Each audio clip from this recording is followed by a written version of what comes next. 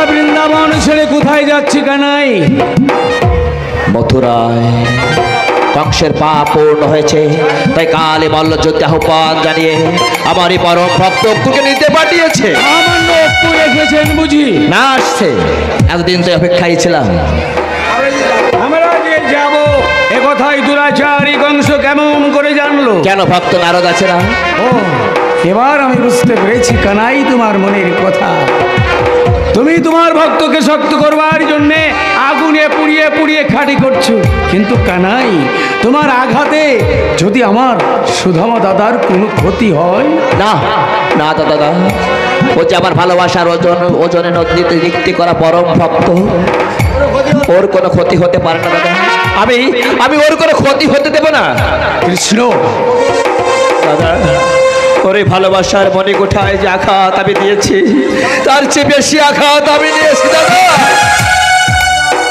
আমার আঘাতে ও যে পাশান হয়ে গেছে। রাতদিন হা কৃষ্ণ প্রাণ কৃষ্ণ বলে ধুকে ধুকে কাঁদছে। ওর ওই কান্নার সুর যে আমার করলে বেশি করে বাজে দাদা। আমি বলছিলাম কি আমরা মথুরায় না গেলে? না, যেতেই হবে। সকল কংসের কারাগারে পিতামাতা আমাদের জন্য কাঁদতে কাঁদতে অন্ধ হয়ে গেছে।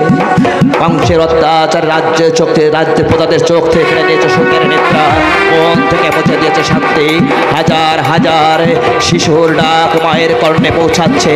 তাই তো দাদা, কালী মল্লযুদ্ধে আহ্বান যখন জানিয়েছে, কালী হবে কংসের শেষ কাল।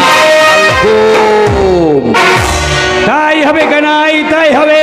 আগামী প্রভাতে ওই কংসকে ধ্বংস করার পর আবারও সৃষ্টির মুখে শান্তি ফিরে আসবে। এই পাপে পাপে পরিপূর্ণ শান্তির মুখে আবার ঘরে ঘরে হরিনাম গাইবে, ঘরে ঘরে হরিনাম গাইবে, গাছে গাছে ফুটবে ফুল, পাখিরা গাইবে মধুর সুরে। চলো না।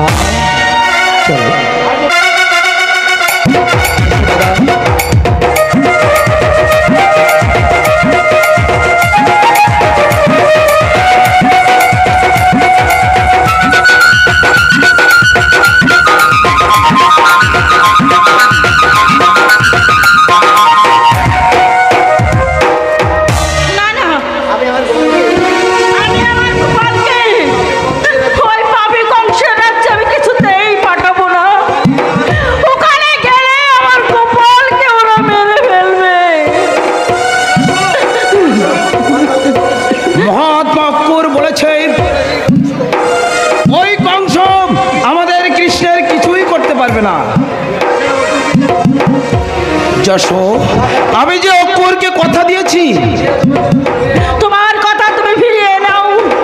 না যশো না, তা হয় না যশো, তা হয় না।